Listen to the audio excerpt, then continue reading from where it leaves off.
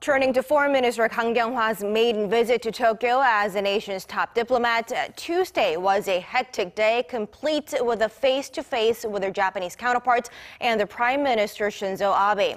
While friendly ties were reaffirmed, according to our Kwon Jang-ho, the subject of wartime sex slavery remains a thorny issue. South Korean Foreign Minister Kang Kyung-hwa met with Japanese Prime Minister Shizo Abe for a brief courtesy call on Tuesday.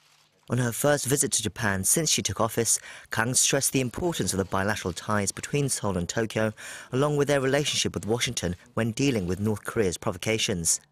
Abe replied, saying South Korea is Japan's most important strategic ally, and that despite their painful history, he hoped the two countries can maintain a more forward-looking relationship.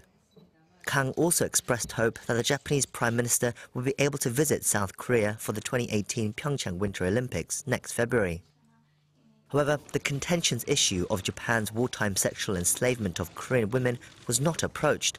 That was discussed earlier in the day when Foreign Minister Kang met with their Japanese counterpart Taro Kono.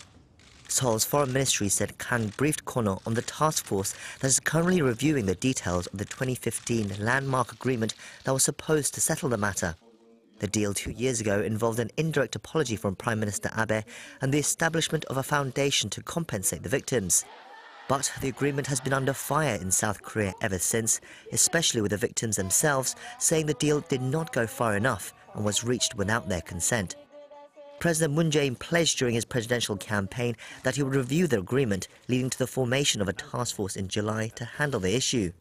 The South Korean government announced the results of the investigation, which are expected to be very critical of the deal, will be released on December 27th, a day before the agreement's 2-year anniversary. However, Kang seemed to suggest there would be some leeway to the Moon administration's response.